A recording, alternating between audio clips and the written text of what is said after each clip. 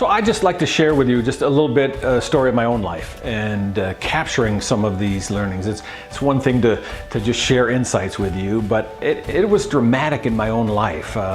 Been married for about 6-7 years. We had 3 small children, and all of a sudden we hit a wall in our relationship, and more even with my wife coming to me and sharing with that she wasn't really happy and that there were things that were not okay about the state of our relationship.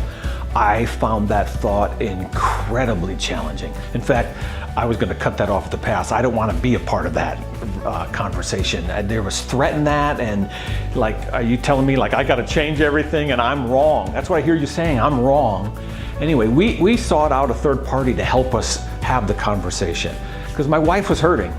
With 3 little ones and the way life was unfolding, it was a little overwhelming to her. I wasn't that involved at a level that she was hoping for and wanting, in fact needing, but her bringing up the conversation was incredibly threatening to me.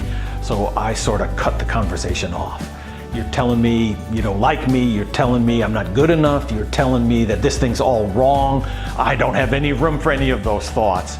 We got a third party to help us, and what the third party kept doing was, hey, I don't think you're really hearing what she's trying to say. It's like, well, no, I am hearing what she's trying to say. I'm all wrong. That's not the point she's trying to say. Listen, what is she really saying? And she was able to express the hurt and the confusion and the difficulty of where her life's at relative to life with 3 little ones and a husband who is running to change the world and traveling all the time, and the ability to really just hear her pain, make room for it. We ended up in a real deep place that felt very threatening in the journey to get there.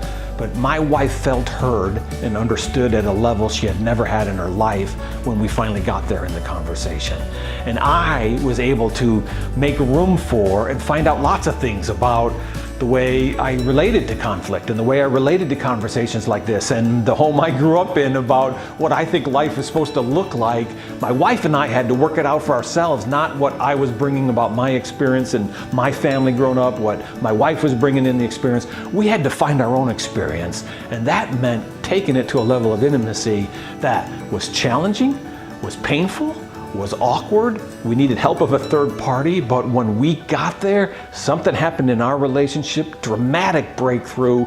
We were at a level of intimacy and connection that we had never, either of us had ever experienced in our life before.